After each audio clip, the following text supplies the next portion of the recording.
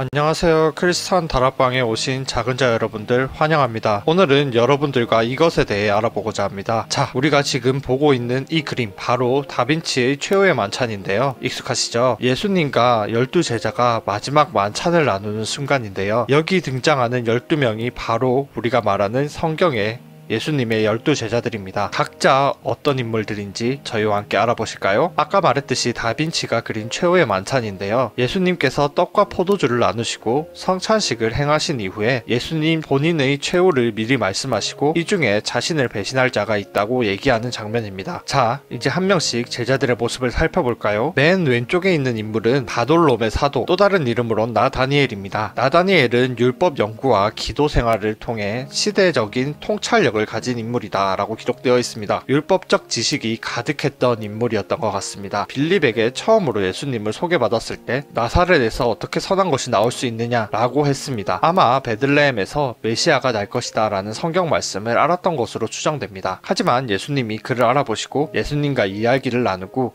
그 의심을 품고 바로 예수님의 제자가 된 사람입니다. 다음은 야고보 사도, 세베대의 아들입니다. 12사도 중에 야고보가 2명 있는데 세베대의 아들 야고보입니다. 구분을 위해 큰 야고보라고 불렀습니다. 이 야고보는 원래 직업은 어부였습니다. 예수님께서 부르시자 아버지와 배를 두고 동생인 요한과 함께 예수님을 따랐다고 합니다. 예수님은 그와 그의 형제 요한을 벼랑에서 내리는 천둥이라고 불렀다고 합니다. 왜냐면 성격이 좀 불같았거든요. 열정적인 사람이었기 때문이라고 합니다. 사람들이 한 번쯤 가고 싶은 버킷리스트, 그 유명한 산티아고 순례길 있죠? 그게 바로 큰 야고보의 유해가 있는 성당으로 순례하는 길입니다. 세 번째 인물은 안드레 사도입니다. 다음에 나오는 베드로 사도와 형제로 알려진 안드레 사도는 세례 요한의 제자라고 하는데요. 예수님께서 세례를 받으시는 모습을 본 사람입니다. 그 이후 예수님과 대화를 나누고 최초로 예수님의 제자가 된 사람입니다. 예수님을 만난 후 바로 형 베드로를 찾아가서 우리가 메시아를 만났다 라고 전했다고 합니다. 그림에서는 손을 펼쳐서 나는 배신자가 아니야 하는 모습을 하고 있네요. 예수님 사후에는 그리스 지역으로 선교를 해서 그리스 정교회에서는 안드레를 초대 콘스탄티노플 주교로 본다고 합니다. 네 번째 인물은 베드로 사도입니다. 베드로는 예수님의 제자들 가운데 가장 눈에 띄는 인물입니다. 사실 그는 갈릴리에서 고기를 잡던 어부였는데요. 예수님이 그를 부르시면서 너는 이제 사람을 낚는 어부가 될 거야 라고 하셨다고 합니다. 베드로는 예수님을 향한 마음이 엄청 강했지만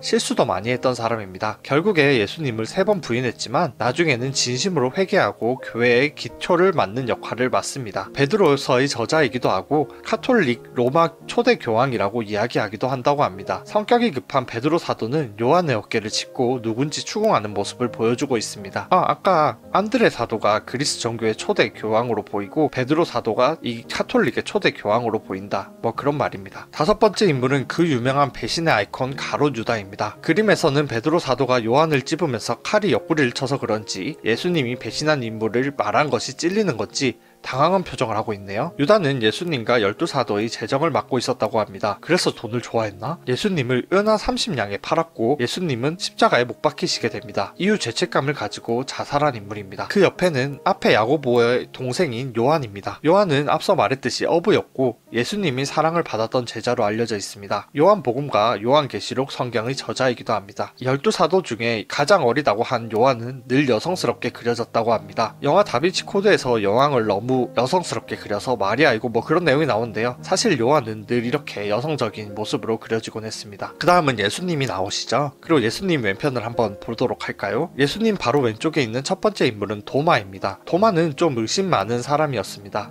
예수님이 부활하셨다고 하실 때 내 손에 못자국을 보고 나서야 믿겠어 라고 하는 일화로 유명합니다. 그 유명한 의심 많은 도마로 알려져 있지만 후에 그는 믿음을 확고히 다지게 됩니다. 그림에서도 의심 많은 도마답게 내가 혹시 범인? 이라는 느낌으로 손가락으로 자기를 가리키고 있네요. 그 다음 인물은 야고보, 일명 소야고보 알페오의 아들이라고 불립니다. 앞에 세베대의 아들 야고보와 구분하기 위해서 소야고보라고 보통 불린다고 합니다. 이 야고보의 재밌는 사실은 예수님과 형제인가 하는 논란입니다. 성경에는 야고보라는 인물이 많이 나오는데요. 구약에서 야곱이 유명하기 때문에 그 이름을 많이 썼기 때문이라고 합니다. 그래서 논란이 되는 부분이 많은데요. 성경에 뒤에 야고보서를 쓴 야고보와 소야고보가 같은 사람인가, 성경 뒤에 등장하는 야고보서를 쓴 저자 야고보와 소야고보가 같은 사람이라는 첫 번째 견해가 있고, 두 번째는 두 사람이 다른 사람이라는 견해가 있습니다. 또한 개신교에 쓴 성경 말씀을 토대로 소야고보가 예수님이 친형제 마리아의 다른 자식으로 보고 있고요. 카톨릭과 동방정교의 성공회에서는 마리아의 동정성을 강조하기 때문에 소야고보를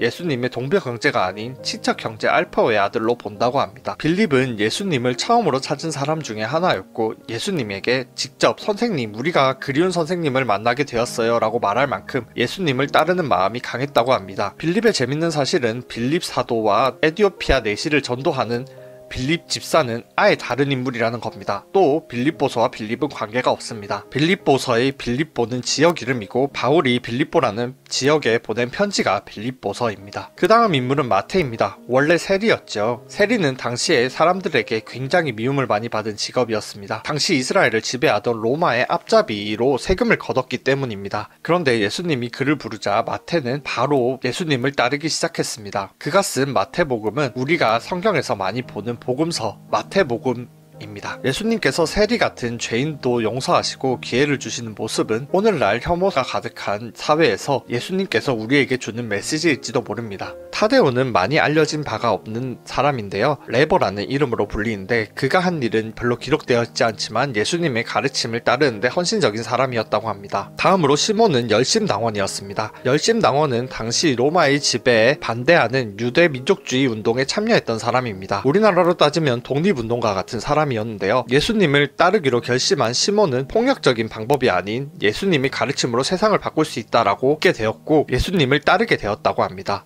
그렇게 다시 보면 세리였던 마태, 그 민족의 앞잡이 마태와 시몬이 서로 이야기하는 모습이 보이는데요. 한국으로 대입하면 친일파와 독립운동가가 서로를 얘기하는 것 같은 장면이죠. 알고 보면 어색한 이 장면은 협력하여 선을 이루라는 예수님의 가치를 마태와 시몬이 서로 알고 더 큰 가치를 생각하는 사람들이 된 게 아닐까요? 이렇게 다빈치의 최후의 만찬으로 12제자에 대해 알아봤습니다. 근데 이거 아시나요? 이 12제자들 지금 보면 대단해 보이는데 이 사람들 예수님 십자가 못 박힐 때 다 도망갔습니다. 스테반로